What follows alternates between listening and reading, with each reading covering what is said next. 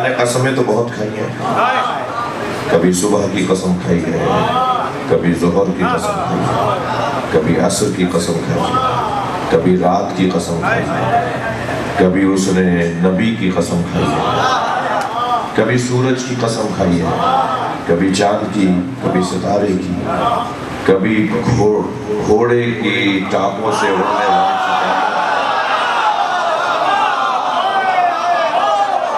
میدان جہاد میں جب گھوڑا دوڑ رہا ہوتا ہے والعادیات ضبحا، تو اس کی جو سموں سے چنگاریاں اڑتی ہیں، جب اس کا پیر پتھر پہ پڑتا ہے تو چنگاری نکلتی ہے، اللہ اس چنگاری کی قسم کھاتا ہے۔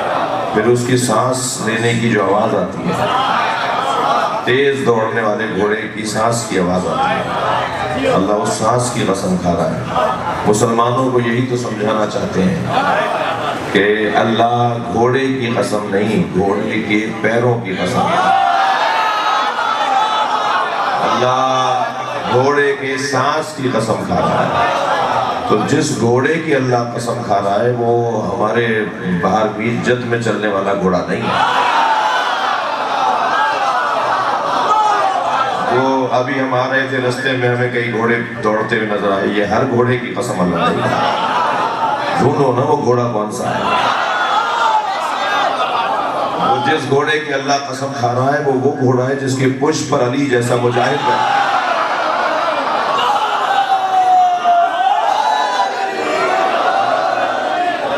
جس کے پشت پر مجاہد بیٹھے۔ تو تمہیں گھوڑا تو یاد آیا۔ عجیب داستان ہے مسلمانوں کی، نبی کے ہاتھ سے رات کی تاریکی میں گرنے والی سوئی تو نظر آ جاتی ہے، مگر غدیر کی دھوپ میں نبی کے ہاتھوں پہ علی نظر نہیں آتا۔ صلوات پڑھیں محمد و آل محمد۔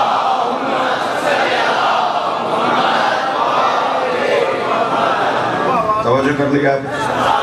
تو قرآن میں اللہ نے قسمیں بہت کھائی ہیں، اور خاص طور پر اس نے جن چیزوں کی قسمیں کھائی ہیں ان کا مقام بہت بلند ہے۔ وَالشَّمْسِ وَضُحَاهَا وَالْقَمَرِ إِذَا تَلَاهَا، قسم ہے سورج کی جب وہ چمکتا ہے، قسم ہے چاند کی جو اس کے پیچھے چلتا ہے، إِذَا تَلَاهَا جب سورج کے پیچھے چاند چلتا ہے اس کی قسم ہے۔ اللہ نے سورج کی قسم کھائی، یہ سورج جو غروب ہو جائے گا، یہ چاند جو چھپ جاتا ہے، یہ چاند جس پر گہن لگ جاتا ہے، بھائی ہم اس سورج کو ڈھونڈنا چاہتے ہیں جو کبھی غروب نہ ہوتا۔ تمہیں یہ سورج تو سمجھ میں آ گیا کہ اللہ اس کی قسم کھا رہا ہے۔ وہ سورج ڈھونڈو جو کبھی غروب نہیں ہوتا، وہ چاند ڈھونڈو جس پر کبھی گہن نہیں لگتا۔ ایک جوان میرے پاس یہ آیت لے کر آ گیا، کہنے لگا مولانا قرآن یہ کیا کہہ رہا ہے، اللہ کی آیت سمجھائیے۔ وَالَّذِينَ يُنْفِقُونَ فِي السَّرَّاءِ وَالضَّرَّاءِ وَالْكَاظِمِينَ الْغَيْظَ وَالْعَافِينَ عَنِ النَّاسِ وَاللَّهُ يُحِبُّ الْمُحْسِنِينَ۔ ایک گھرانہ ایسا بھی ہے جو اس وقت بھی دیتا ہے کہ جب ان کے پاس نہیں ہوتا۔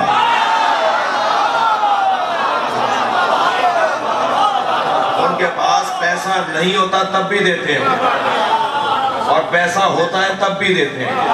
تو میں نے کہا اس میں الجھن کیا ہے، کہنے لگا سمجھ میں نہیں آ رہا، پیسہ نہیں ہوگا تو دیں گے کیسے، پیسہ جب ہے ہی نہیں تو ہم دیں گے کیسے۔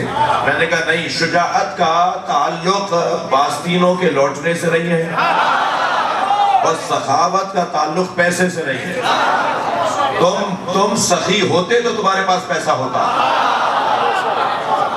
پہلے سخاوت کو ایجاد کرو تاکہ اللہ تمہارے ذریعے بانٹنا شروع کر دے۔ ہم یہ جو بزرگوں کے مزاروں پر جاتے ہیں، جو ہم اولیاء الہی سے مدد مانگتے ہیں، ہمیں بڑا اطمینان ہے، ہم کوئی شرک نہیں کر رہے ہیں۔ یہ سنی شیعہ مشرک نہیں ہے، یہ نئے آنے والے مسلمان انہیں مسلمان نہ بنائیں، یہ خاندانی مسلمان ہیں، یہ مزاروں پر جاتے ہیں، یہ علم پر جاتے ہیں، یہ عزاخانے میں جاتے ہیں، یہ علم کا پھریرہ پکڑ کر مولا عباس کو پکارتے ہیں، انہیں پتا ہے عباس کو اللہ دیتا ہے اور عباس بانٹتے ہیں۔ اللہ اپنے ولیوں کو دیتا ہے اور ولی بانٹ دیتا ہے، اس لیے کہ قرآن کا قاعدہ ہے ولی کسے کہتے ہیں؟ وہ ولی وہ ہو ہی نہیں سکتا جو متقی نہ ہو، جو گناہوں سے نہ بچے وہ ولی نہیں ہوتا، گناہگار ولی نہیں ہو سکتا۔ یہ تو ہے نا، بہت موٹی سی بات میں اپنے بچوں کے لیے کر رہا ہوں۔ جو گناہگار ہوگا وہ اللہ کا ولی نہیں ہو سکتا۔ اللہ کا ولی ہونے کے لیے تقویٰ ضروری ہے، گناہوں سے بچنا ضروری ہے، پرہیزگاری ضروری ہے جی۔ اور گناہ کی بھی دو قسمیں ہیں، ایک چھپ کر گناہ ہوتا ہے اور ایک مجمع میں گناہ ہوتا ہے، چوک پر گناہ ہوتا ہے، پوری مارکیٹ میں سب کو پتا ہے کہ یہ جعلی دوائیاں بیچ رہا ہے، پوری مارکیٹ میں سب کو پتا ہے کہ یہ جو چاول بیچ رہا ہے یہ 2 نمبر ہے، یہ جو فلاں چیز بیچ رہا ہے وہ جعلی ہے، تو یہ چوک پر گناہ کر رہا ہے، ٹھیک ہے نا، یہ مجمع میں گناہ کر رہا ہے۔ تو گناہ 2 طرح کے ہیں، ایک چھپ کر گناہ اور ایک علنی گناہ۔ تو چھپ کر گناہ کے لیے پھر گنجائش ہے کہ یہ اللہ سے جیسے چھپ کر گناہ کیا ایسے ہی معافی بھی مانگ لے، اللہ کریم ہے، اللہ ہم سب کا پردہ رکھے۔ تنہائی میں کس نے کیا کیا ہوا ہے وہ جانتا ہے، یہ اللہ جانتا ہے۔ اللہ سے دعا کرنی چاہیے کہ یا اللہ مجھے تنہائی کی باتیں تو جانتا ہے، اسے تو اپنے تک رکھ، اور اللہ کہتا ہے مجھ سے بات کر لو ورنہ میں تمہارے مصطفیٰ کو بتا دوں گا، میں اپنے نبی کو بتا دوں گا کہ تم نے کیا کیا ہے۔ اگر ہم اللہ سے معاملہ طے کر لیں، صلوات پڑھیں ذرا محمد وعلیہ،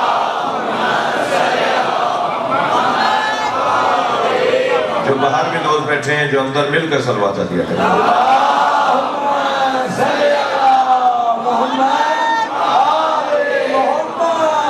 ایک جملہ اور سن لیجئے، یہ جو تنہائی کا گناہ ہے نا، یہ اس وقت رسوا کر دیتا ہے کہ جب انسان اس کی تکرار کرتا ہے،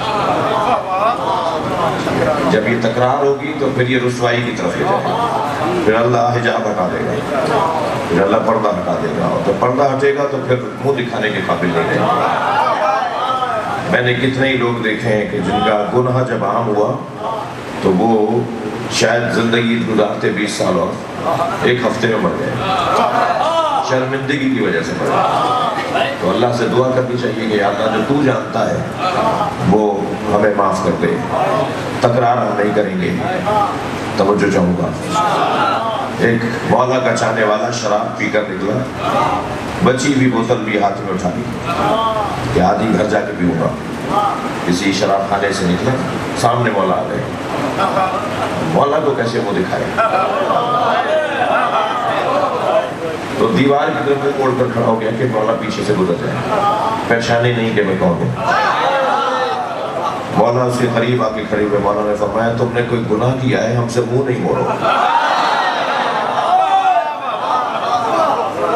وہ جو شراب کی بوتل تھی ویسے پیچھے چھپا لیا اپنے، مولا کی طرف مڑا تو شراب پیچھے، امام نے فرمایا یہ کیا ہے تمہارے ہاتھ میں؟ کہنے لگا سرکہ ہے، جھوٹ بول دیا، رسوا ہو رہا ہے۔ امام نے فرمایا میرے ہاتھ پہ ڈالو، سرکہ ہے تو ہمیں بھی دو، سرکہ ہے نا ہمیں بھی دو۔ اب کیسے ڈالے شراب؟ امام معصوم، امام صادق، کیسے امام کے ہاتھ پہ شراب ڈال دے کہ مر جائے گا مگر یہ کام نہیں کرے گا؟ فوراً اللہ سے لو لگائی، یا اللہ مجھے ذلیل نہ کر، میں اپنے امام کے آگے ذلیل ہو رہا ہوں۔